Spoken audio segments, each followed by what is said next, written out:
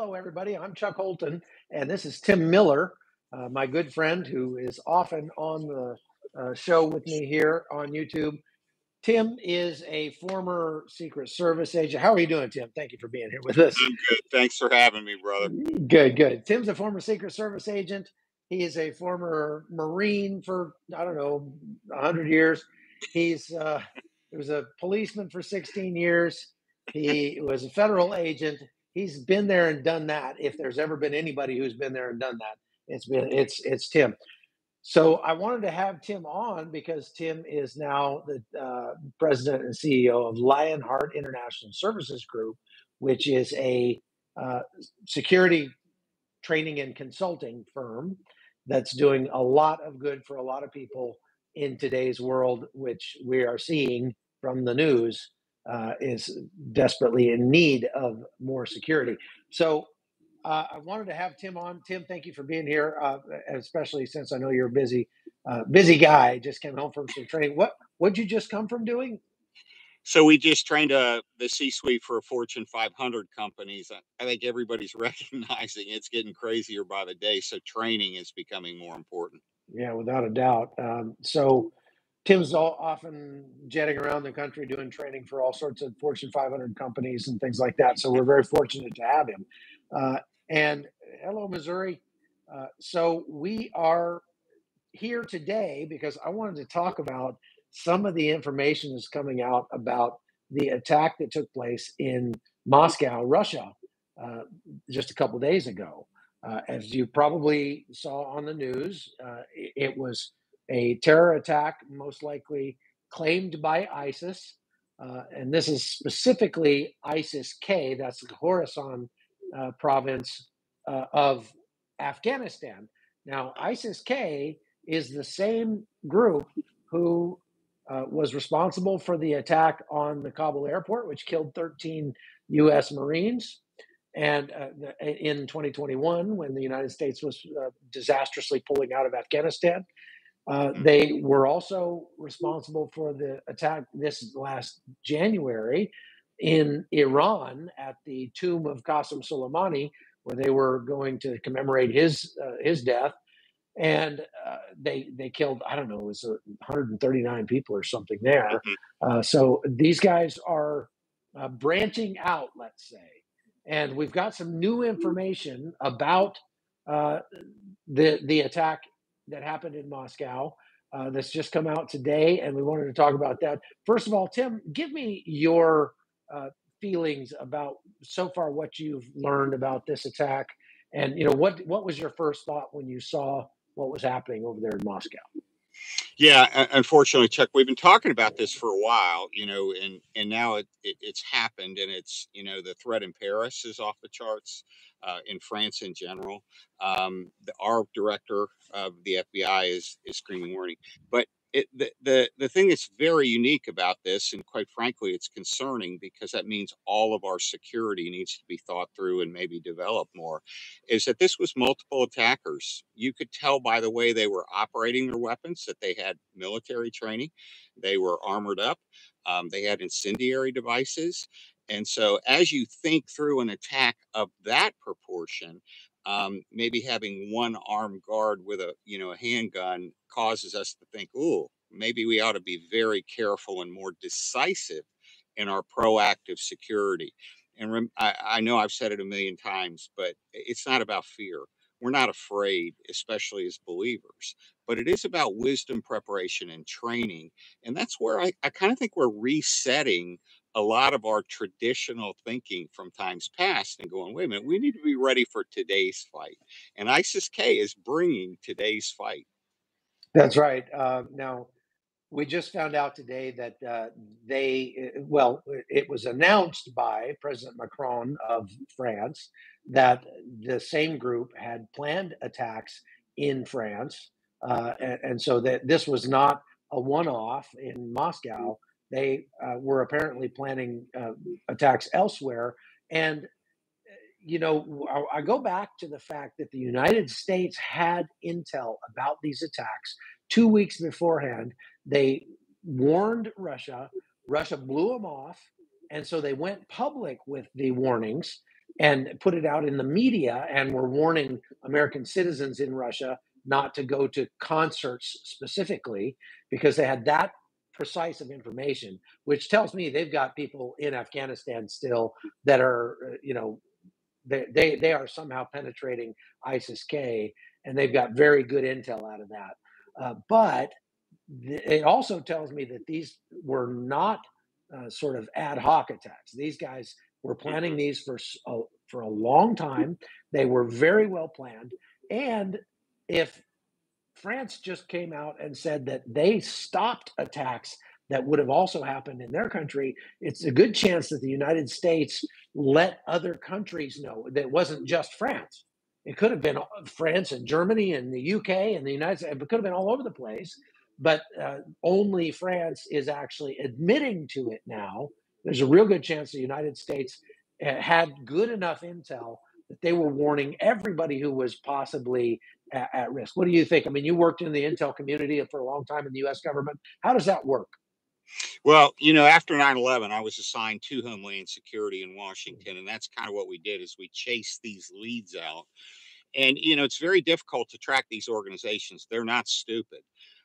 They understand that, cell phones are monitored and all that kind of stuff. So to have that kind of actionable intelligence is rare.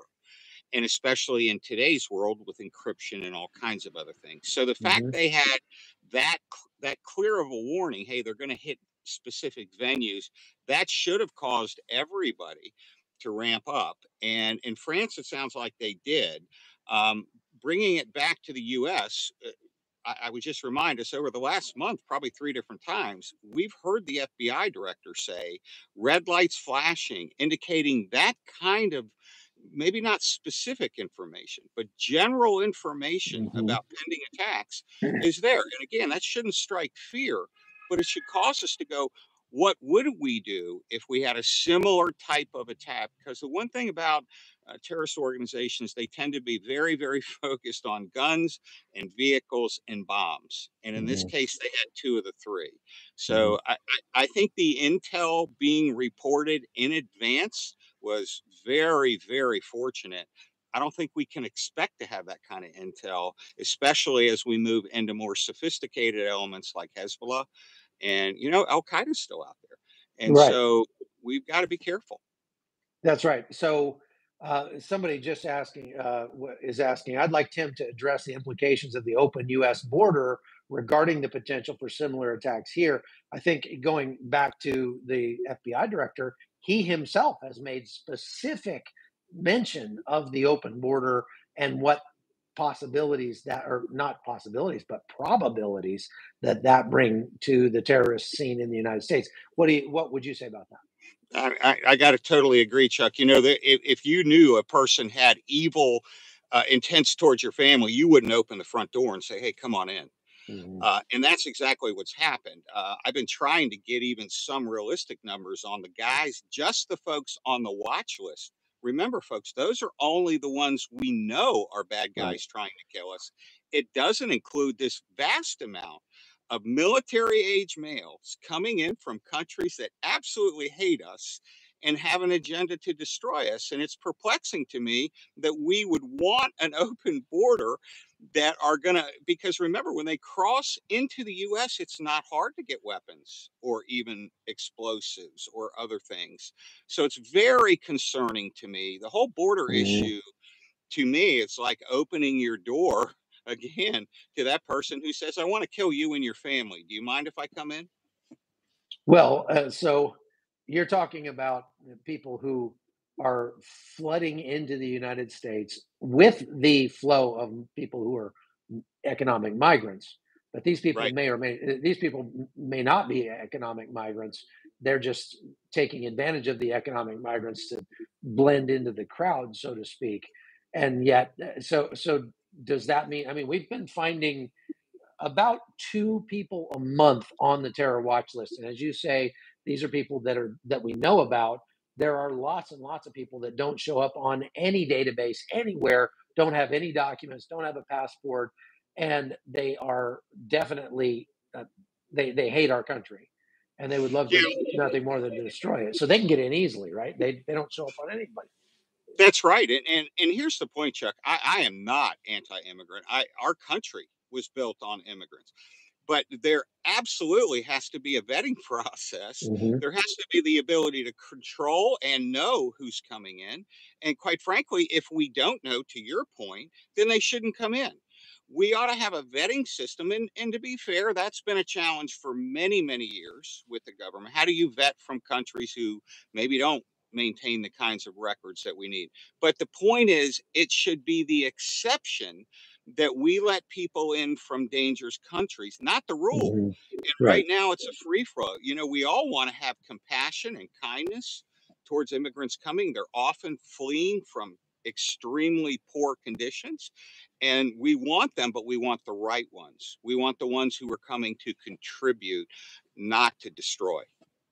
Yeah, that's right. And we just don't know. I mean, when you're Right, letting people just walk across the border right, that literally don't have documents, these are stateless persons. They could be telling you they're from Venezuela and they're really from Syria. We've seen, I mean, we know for sure there is proof that we have people who have come from Iran.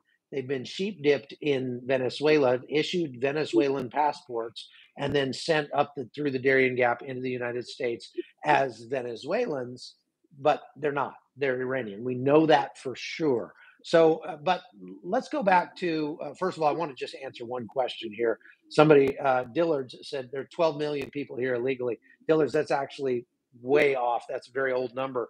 It's more than 30 million people now who are in the United States illegally. And we're getting to the point where it's almost 10% of our total United States population that is here illegally. And there comes a tipping point in that number where it is irreversible. And I believe that we're there. I believe we're at that tipping point. Now, let's go back to what happened in Moscow. These guys, well, first of all, can you describe, because you studied this, you made some videos about it over on your channel. Folks, I would highly recommend that you go to Tim's YouTube channel. I'll let him tell you how to find it, because he's putting up very good videos where he breaks down these kinds of events frame by frame out of the video and teaches you what you can do to avoid being a victim if you're ever in a situation like that. So, Tim, you've done some very in depth videos about this topic already. Tell me what, give us a blow by blow of what actually happened. Yeah, so Chuck, as you know, my heart, my passion, I've had the fortune of being, trained by some of the best. But I think everybody, all of us needs that training now, because unfortunately the folks in that theater were not prepared. And preparation starts way before an event. Everybody's probably heard me say that. We've got to first prepare our minds for a crisis and then prepare practically for that crisis. And the practically comes through things like having tourniquets, things like having training for stop the bleed. And, obviously, if you're a weapons holder, you've got to have advanced training for that. But you also have to have the mental preparation that enables you to think accurately and quickly in the middle of that. And unfortunately, in the theater seat, we didn't, or not siege attack, we didn't see a lot of, I didn't see a lot of folks knowing or having any idea of what to do. And that's critical in today's world. We talk about stop the bleed. What if you were able to hide, shelter, and then go out and get 5 or 6 tourniquets? That's probably 5 or 6 people that are going to be alive, Yeah. because of that. But as we looked at the attack, our team looked at it, we noticed some distinct differences between that and pretty much anything we've seen. And that's a coordinated effort. In one case, 2 of the attackers, one was armed with a rifle. The other obviously had incendiary devices. So what does that tell us? They were moving strategically, killing people with the person with the rifle, while the incendiary guy was looking to place and throw the incendiary devices. Well, that's concerning.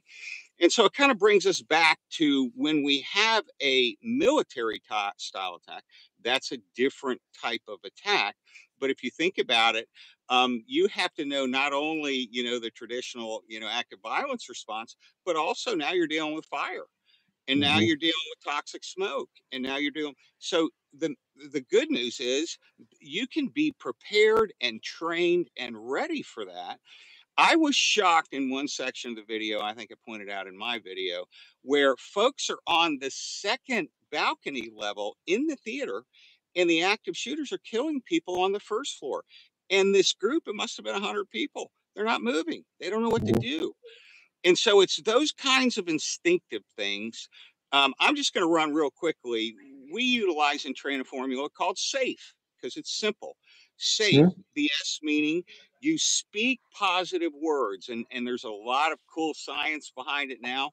But if you speak positive words, it actually rewires your brain to do positive things. Where if you speak, oh, we're going to die, you're probably right. But you speak and breathe at the same time.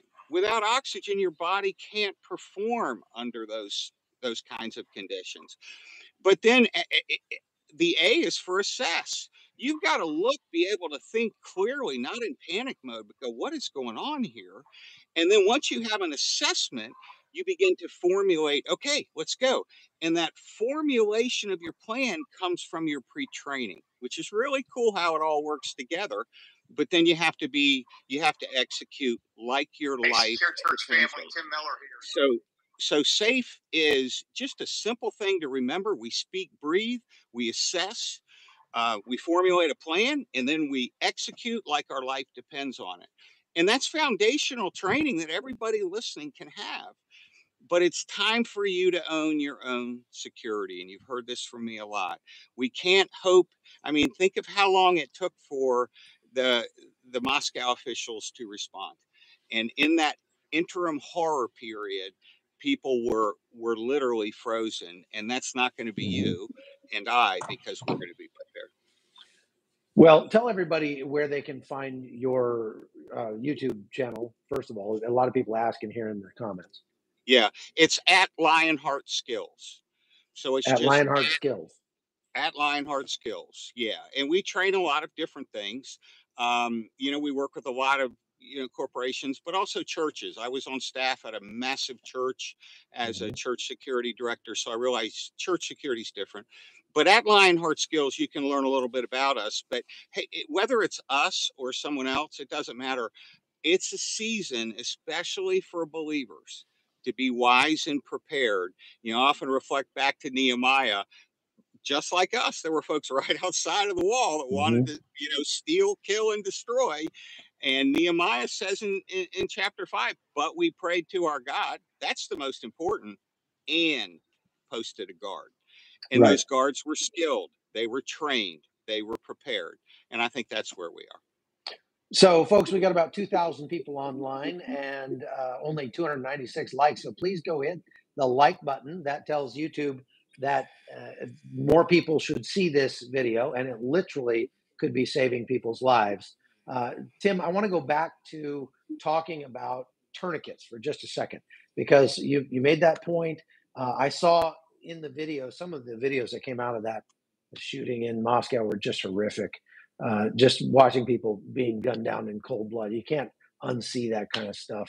And I hate having to watch those videos as kind of part of my job. But one of the things I noticed is that there were a lot of people that were just laying there bleeding. And there were people running around with their hair, just running around crazy and everything. You are 100% right. If more people just had some training and had a tourniquet, they could have saved lots of lives that day. About almost 90%, 88%, according to some studies I've seen, of people who die from gunshot wounds die actually from blood loss. And so, if we could stop that bleed, we could really save some lives. Now, I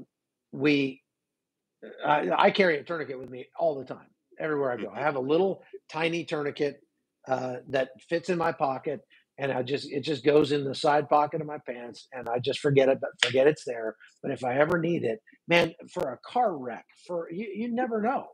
And just being able to stop somebody from bleeding out, to me, it's worth it for the extra few ounces that I have to stick in my pocket every day. And it's also worth it to take a little bit of time. How long does it take to train to how to use a tourniquet? Would you say like 10 minutes?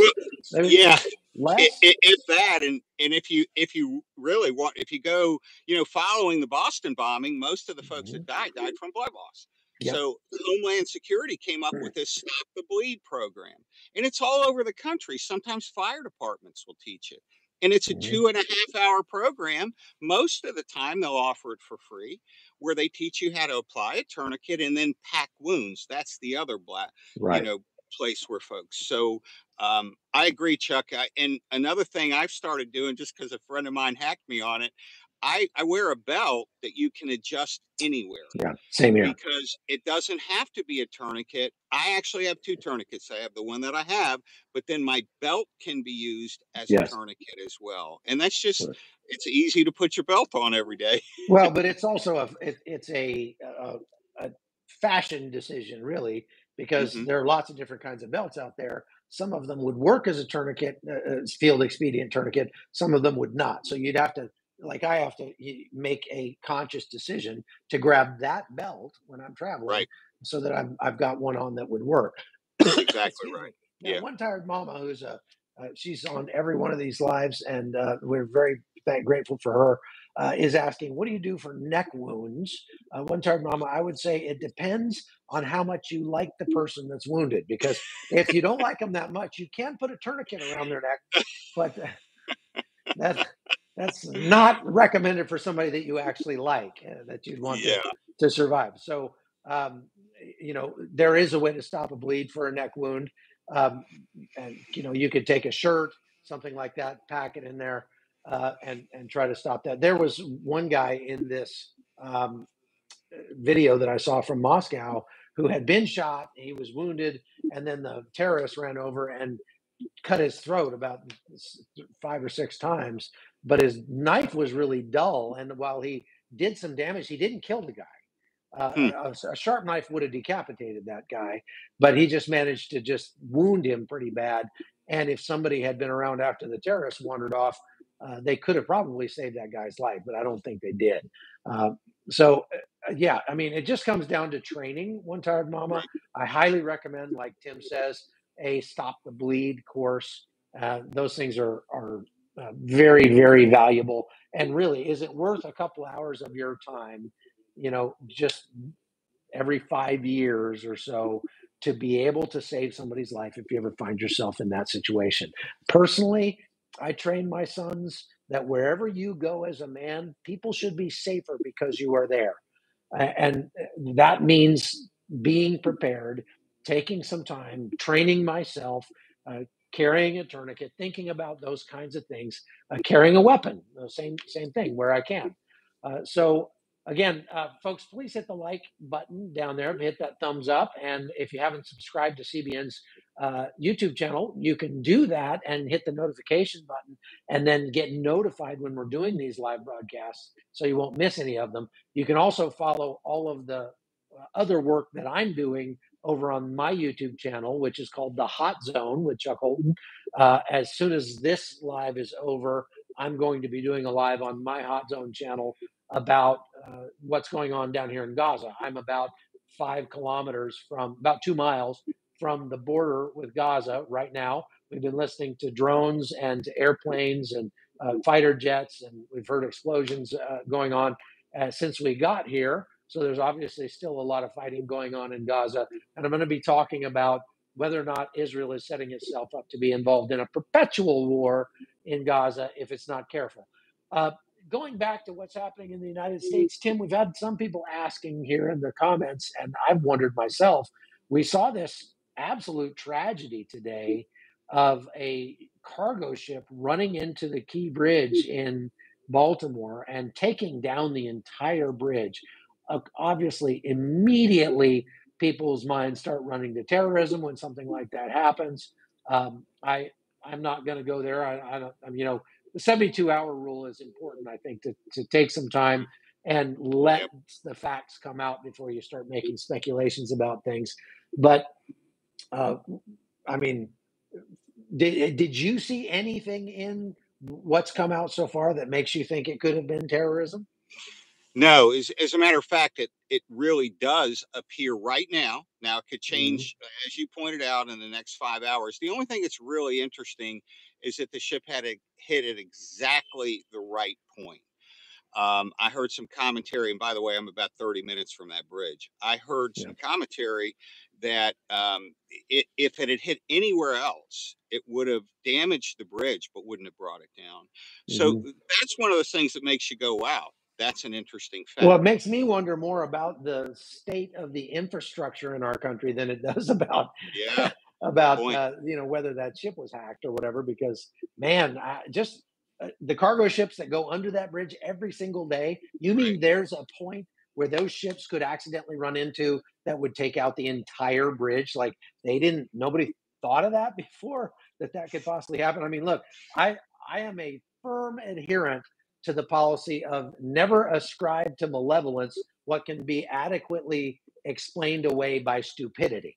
And so, it's, That's right. I think it's much more likely that somebody just did something stupid or was being incompetent or just negligent than somebody was intentionally trying to take out that entire bridge. However, and this is my question for you, because I know you live up there for at least part of the year. That does taking down that bridge actually close off the entire port of Baltimore? Does that, like, the whole port's done? No, I don't think so. And I think, remember, recovery efforts for stuff in the water is not hard to clear those channelings. Now, the bridge itself, it's a major impact to traffic. That's a major Oh north-south route, man, and that's going to take forever. And traffic was just to back already up, bad in Baltimore. yeah, I know, yeah, in Washington. But just to your point too, and I think Dillard or one of your folks mentioned that there are reports that the ship lost power. I will tell you that the fact that it was being piloted by a harbor pilot, that's a big deal. That guy does it every single day, multiple times, or gal, whichever. But that tells me that, the likelihood of it being intentional seems to not necessarily at this point be supported by the facts. But it is kind of very interesting that it hit exactly where the bridge would come down. And what's the bridge named after? Francis Scott Key, the author of the The national Star anthem. Spangled Banner, yeah, Yeah, that's and so right. you think about the implications of, wow, is this a divine accident? Are we beginning to experience? I'm a profound believer, as are you, that as supporting Israel is very important. Right. And as we diminish support, I'm concerned about what could happen. That's right. The Bible very clearly says that Hmm. that those who bless Israel will be blessed, and those who curse Israel will be cursed. That's right. So this is very concerning. 2,500 people online and only 646 likes. Please go hit the like button, folks. That, like I say, that tells YouTube more people need to see this, and we're going to be trying to give you some good information to save people's lives. And so let's talk about that, Tim.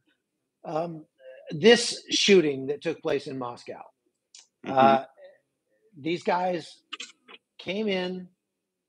Again, this was highly planned. We call this a massive multi-cell terror attack, MMTA, just like we saw in Mumbai. And it was, I guess it was actually at more than one location, from what I'm reading. There was the concert venue, and there was some other venue, a restaurant or something, where there was also some violence at the same time. Um, what we saw in Mumbai back years ago was attacking in one place, getting all the police spun up and moving toward that location, and then attacking in two other places, which by then the traffic was at a standstill and there was no way to get around. And it really paralyzed the whole city of Mumbai, which is a city of like 2 billion people. I mean, Mumbai is a Yeah. gigantic city. I was just there. So this attack that took place in Moscow, uh, these guys rolled in a van. They had explosives, they had machine guns, they had knives, and they put all of them to use to kill as many people as possible. And then some of them were captured. This is what I don't quite get. Did they Did they run out of ammunition? Did they give themselves up? Why were they not planning on dying? I mean, if they're ISIS, many times ISIS guys, they're planning to die in the attack. But for Mm-hmm. 4 of these guys to be captured, it makes me go like, wait a minute, what's going on here?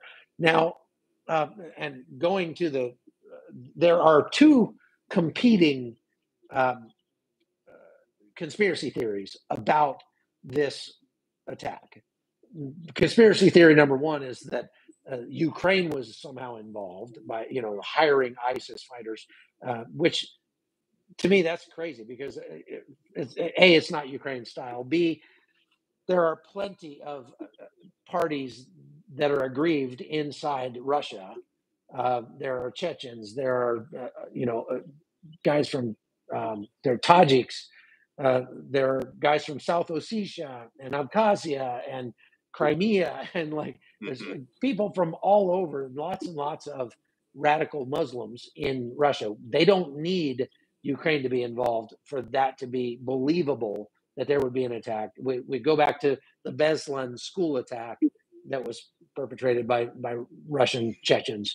We go back to the theater attack that was done in Moscow. Hundreds of people died. Again, radical Muslims from Russia itself. So we don't need that to happen. But that's one of them. The other one is that the FSB was involved. I sent you a video about that where they were breaking down the videos and saying, wait a minute, there's a whole bunch of guys wearing the exact same shirts and pants, and they seem to be communicating with each other, and they're not running away, and they're closing doors or opening doors. They're talking about what they should do, things like that.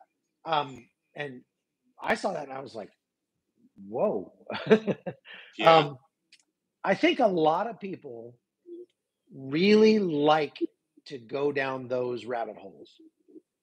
I think a lot of people that I see on our lives are like that. They really like to believe that there's something under the surface, that it is a conspiracy of some sort, and some of them get pretty crazy.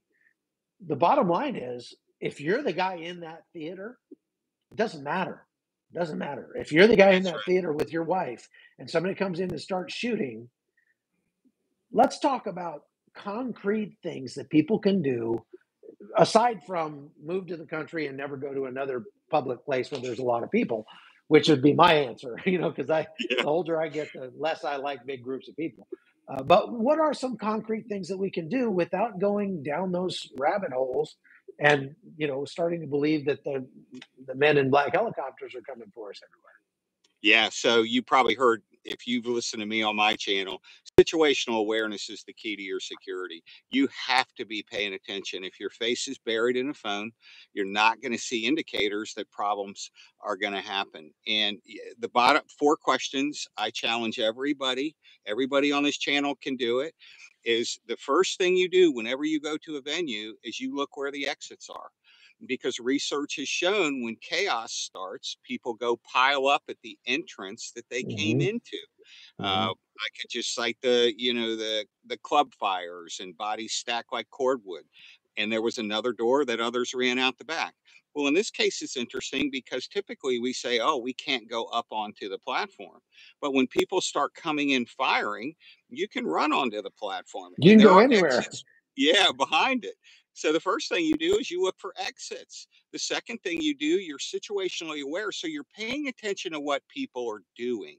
I would remind everybody that all of these attacks are always, before they happen, they're preceded by operational surveillance. So if you notice people that seem out of character, maybe it's not even the day of, but maybe it is the day of. They're getting a current sit rep. So you're paying attention to what people are doing. And then you're also, in your mind, you're looking for cover and concealment. Cover being protection from bullets. Concealment being you're hiding. You're able to hide. I was thinking, wow, in that situation, what would I do? Well, if I'm unarmed and I can't get close enough, I'd love to take one of those weapons and take care of business. But if you don't, because you're prohibited, because they're metal detectors, because certainly no one would bring a gun in illegally into a place like that. But if you are, you've got cover and concealment, you can belly crawl down if they're on the other side and get to that exit and get out of Dodge. And so as you think of those things, and then the most important, number 4, is everywhere you go, you got to have a mental plan for, how do I get out of here? How would I get my family out of here? You know, it's one thing, we all can think about, how would I get out of here? But if you've got a 4-year-old or a 6-year-old, it's more complicated. But those are things, and folks, again, it's not based in fear. It's like, oh, okay, why do I say that? Because if you incorporate that into your thinking, a lot of the research we've trained suggests that when you use your imagination and your emotion, you're actually creating a file, an emergency file. And so when it happens, you're accessing a file you already have. Chuck and I know that from the military. You know, you're training, you do it, and you're like, wow, where did that come from? I didn't even think about it. But those That's are right. 4 things everybody should think about. You know, it makes me very grateful for the training that I got in the military, because, and it wasn't so much about, how to shoot, or, that sort of thing. The training I'm talking about is one of the things that was just pounded into our heads in the Ranger Regiment, is that when you're in a combat situation, the rules are, there are no rules. You do whatever it takes to accomplish the mission. And that means that you own everything. You can have anything you want. You can, like, if there's something that you need, you take it. If that, Right. all of those, they worked very hard to sort of break all of those societal norms that, and it actually, we always joked about how it would turn us into very good criminals, because it like you say, oh, I can't go up on the stage. Oh, that says employees only. I can't go in there. No, That's right. in the Rangers, none of that applied. And I remember when I first went to combat, how it almost felt refreshing in a way to be out from under all those social norms, and we could just do whatever it took to get the job done. And if I need to go through this house, if I need to steal this car, if I need to break the window, those are things that you don't do in polite society, but in combat you do whatever you have to do to stay alive and to win the fight. And so that mindset has traveled with me, and I have people criticize, my wife criticizes me sometimes, because, like, I tend to be kind of a rule breaker. I don't wait for the walk sign at the crosswalk. I just walk across. if i if I can get That's a across fact. without getting run over, I Yeah. just cross the street. And I was like, Yeah. I do what I want. But really what that comes back to is that training that I got in the military, that you just get the job done, that the rules Right. are suggestions. And they even codified it into a motto, an unofficial motto in the Ranger Regiment. And the unofficial motto is sua sponte, which means of their own accord. Now, it was originally meant to be that that Rangers are 3-time volunteers, and so they volunteered to do the hardest jobs out there. But Right. we sort of co-opted that to mean of their own accord, as in, I do what I want, right? But I do what I want in order to win. And so if I find myself in that kind of situation, I'll blow right through that door that says employees only. I won't even think twice about it, where other people might be held back by that. And again, when you get into a crisis situation, you are going to drop to your level of training, not rise That's to right. your level of hope, right? Um, That's right. so yeah, this is my wife that's moderating that says yes, he does what he wants. Connie's That's over a there fact. I moderating. can attest. I've seen it. Yeah, I have been known to break a few rules now and then.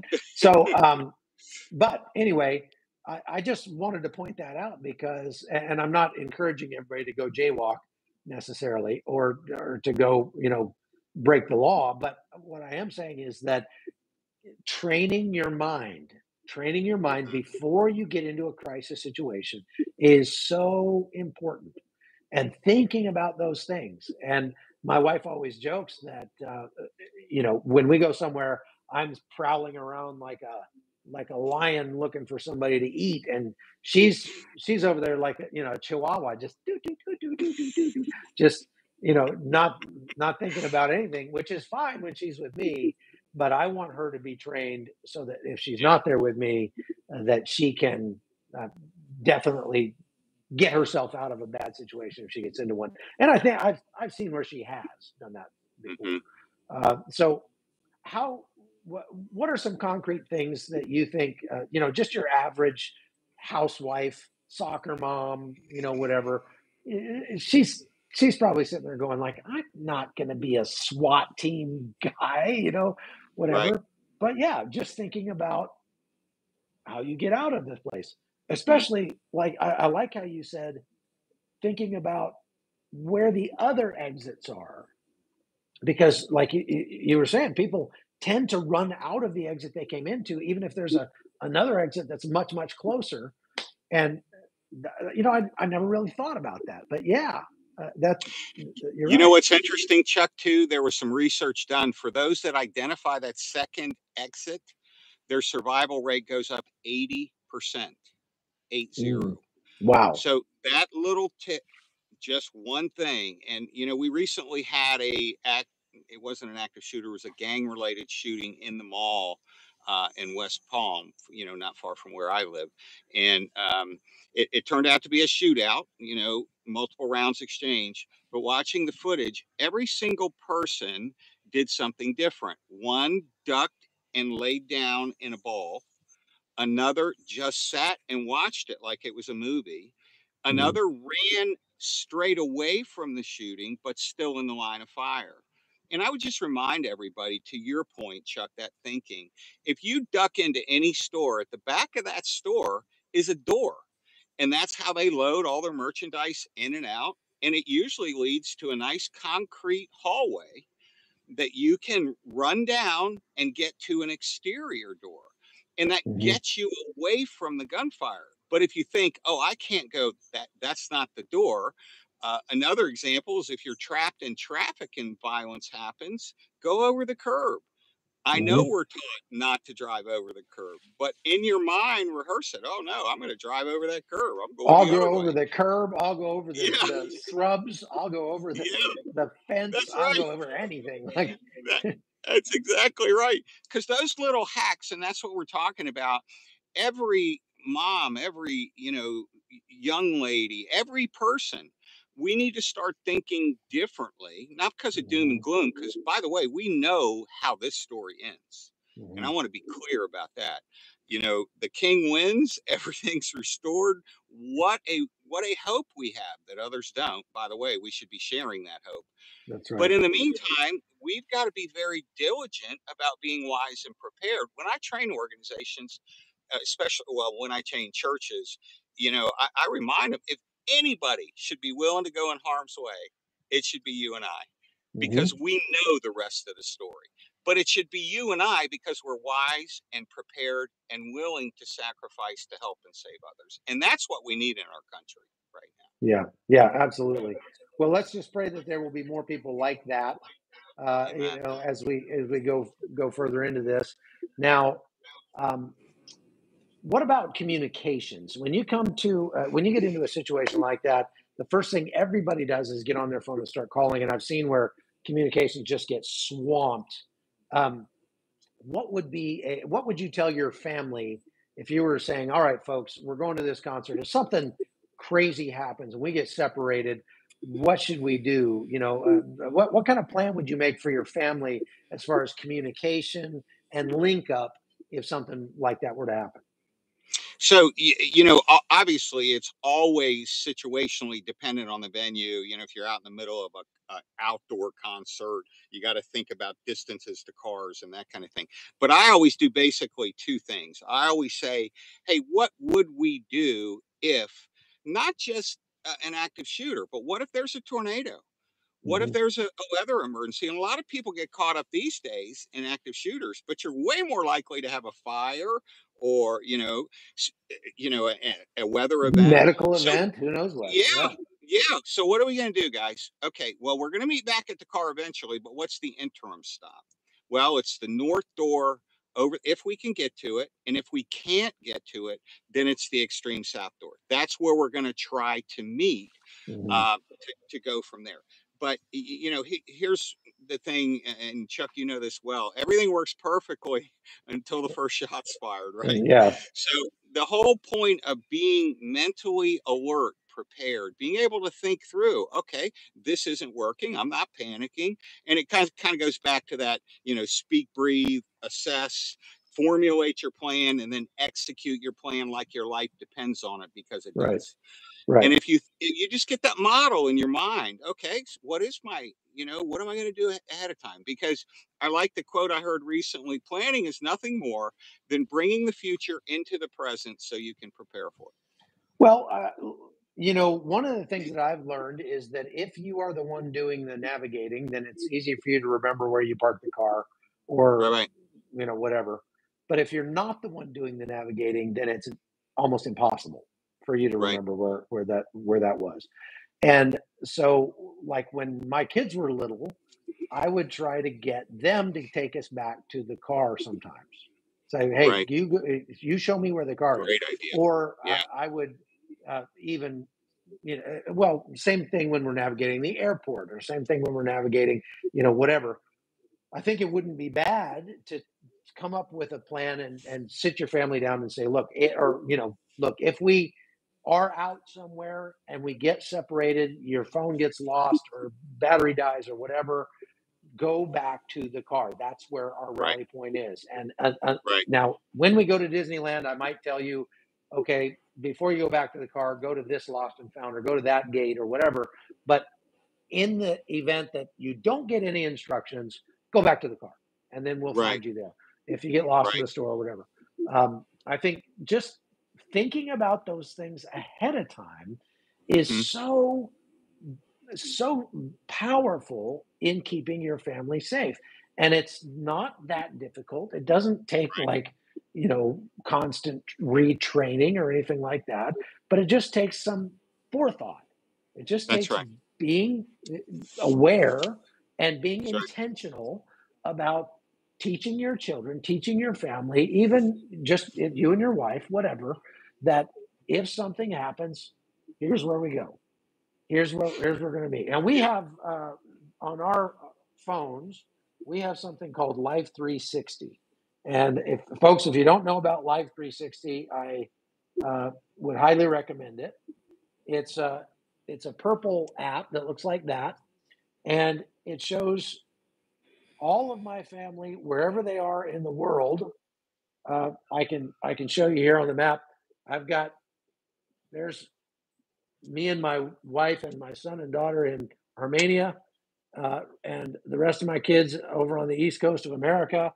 Uh, this is a valuable tool that you could put on your phone, and you could track your family, so that if you do get separated, if something like that bridge going down happens, and all of a sudden you got some family members on one end of the bridge and some family members on the other side, traffic is locked up, there's nobody moving, don't know how to get there, we can at least look on there and see where each other are. And the other thing I wanted to point out is that if there's an emergency, trying to call your family is probably not the best answer. Better Yeah. to send a text message, because it's more likely that could get through. And even better, probably, to send a WhatsApp message or a Signal message, because those get uploaded and then later on from their server can get sent to the party. And these things are changing all the time, but they're just some things that to think about. Again, that's what we're trying to Right. do here, is just spur your thought Right. process. And if you've got any good information, you got any good ideas about how to safeguard your family in a crisis, in a crowd, email them to me. I'd like to hear them. That's something that we haven't covered here. You can go to hotzoneholton@gmail.com, and we'll talk about it. Tim and I talk. We talk all the time, and so we'll talk about it. And maybe on the next live we do, we can bring that up. So again, Tim, tell people how they can find you and Yep. listen to the training that you have. So we're on YouTube at Lionheart Skills. just at Lionheart Skills, and you'll see on the website we do a little bit of everything. We train organizations. We do some firearms training that we really enjoy doing, because it's important that if you do carry a weapon, you don't trust that you've got the gun, you're ready. It's kind of the opposite. You got the gun, now you start your journey of becoming ready. And certainly that's important. And, Chuck, as I think of kind of just little hacks, I think of, these little key fobs. That research, I encourage every lady or man to walk out with your finger on the red panic button. And the reason being, if you see something, if something's happening fast, it takes you less than a quarter second to press that. And what will happen? It will sound your car alarm. Well, do you know that research has shown that people are much more likely to turn, notice, and look at a car alarm than they are to potentially two people arguing because they think it's a domestic? And unfortunately, in our culture, men are taught to stay away instead of go and protect. And so this is a practical thing that everybody can do every day. And to your point, Chuck, you really got to be committed to train and practice your own security measures, because once you do that, it just becomes habit. We don't think about stuff like that. And by the way, Chuck, you've had really good practice, because everywhere you go, someone's shooting at you. That's right. So now I don't even pay attention to it anymore. Well, it's funny you just mentioned that, because you recently broke down a video on your YouTube channel of a guy that got stabbed in the neck here in Israel. It was an IDF guy. He's in a gas station, and he's looking at his phone, and a Palestinian guy comes in behind him and stabs him in the neck. The guy then drops his phone, pulls his weapon out, has to put a round in the chamber, and then shoots the bad guy, all the while he's bleeding from his neck. And the funny thing is, I actually got gas at that gas station today, where that happened. Wow. And there it was packed with people, and I've been there many times, actually, that one gas station where that happened. It's always packed with people. I can see how a guy could just walk up behind you and stab you in the neck, because you're not always like looking over your shoulder and everything. But it certainly doesn't help if you've got your face in your phone when you're in a transitional space like that, right? Yeah. And so that certainly, I mean, I'm as guilty of that as anybody. Walking home from dinner tonight, I was just following Connie. She could have walked me right off a pier, and I would have walked right into the water, because I was trying to answer emails and stuff as we were walking. But there weren't a lot of people around. One time, Mama says, "Was he okay?" I believe he did survive. The IDF soldier did survive. Yeah. But there were some very good lessons that Yeah. Tim took out of that video, and I would highly recommend you go watch that video on Tim's YouTube channel, because it's good. Well, let me remind you too, just for everybody, fatal flaw number one, he was on his phone, and not only Israel but in the U.S. And fatal flaw number two is you're trying to draw and charge a weapon, which we had a philosophy when I was a Secret Service agent. We had to clear weather and be game on in a half second in a crowd of thousands of people. Why? Because things happen so very fast. And let me assure you, if you under no stress or no pressure, if your training is just going to a range, putting it on the bench, loading it, firing, try to make that little circle, it's not preparing you for the trauma of split-second encounters that could cost you your life. Yeah, The other plus he thing didn't is, have a round in the chamber, which I think was his SOP. which is a bad SOP, because like in this case, with blood all over you, now you're trying to manipulate a slide. So, but I think the takeaway, Chuck, is going back to your point, training. You got to train well, because what you said is 1,000% true. I've seen it in my career, and you've seen it in yours. You rise or fall to the level of your training. And if your training's not there, you've heard of fight, flight, or freeze. You're going to be the one freezing, and your brain's going, uh-oh, don't know what to do with this one. What do I do now? And that's what I saw in Moscow, and my heart broke, because people died just freezing. Very, very sad.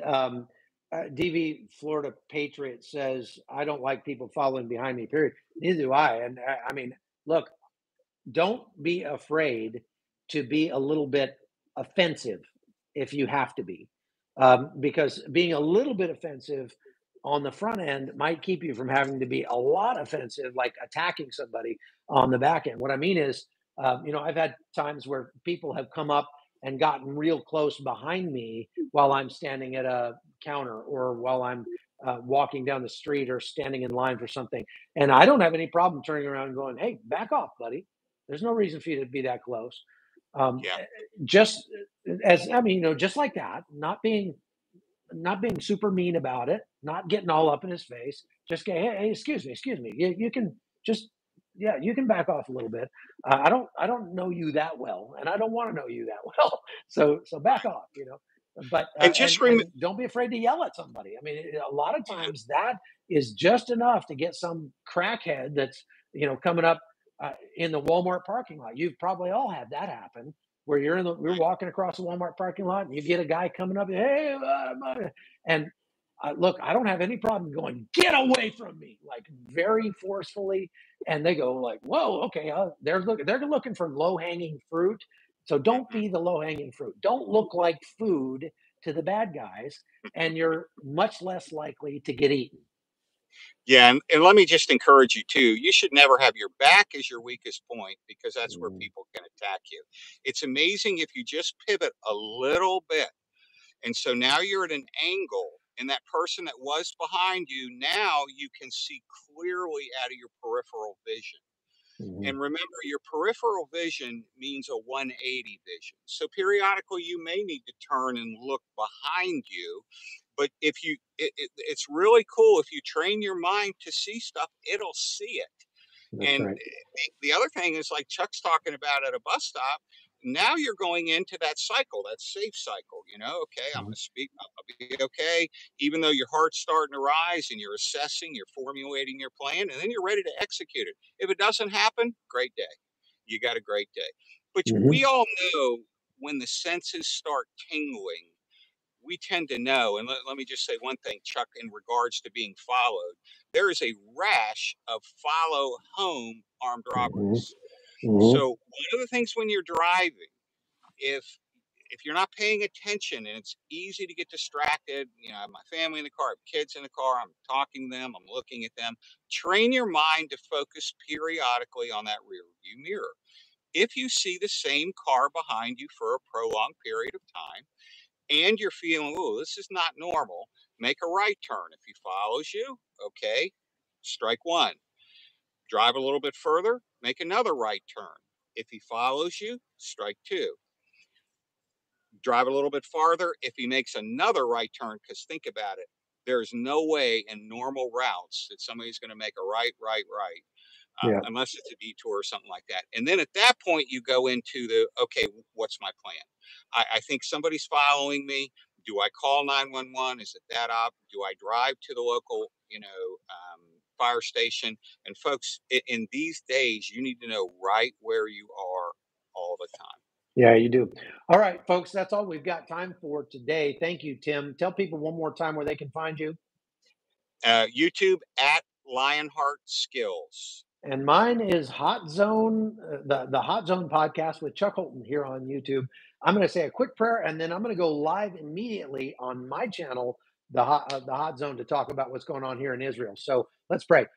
Lord Jesus, we just come to you today and we ask for wisdom and discernment when we're out and about with our families. We want to be able to make our families as safe as possible. We pray that we wouldn't have fear, but that we would be willing That's to right. prepare and to put in the work that it takes to have our mindset right, so that if there's a crisis, we can do what is necessary to make other people around us safer, rather than becoming a liability, Father. We thank you that you are our fortress, that you are our stronghold, That's right. and that we can trust you, Father. But help us to do our part. In Jesus' name, amen. All right, Tim, thank Amen. you very much. And folks, in 2 minutes, I will be on live on the Hot Zone. So follow me over there. We'll see you. Bye. God bless.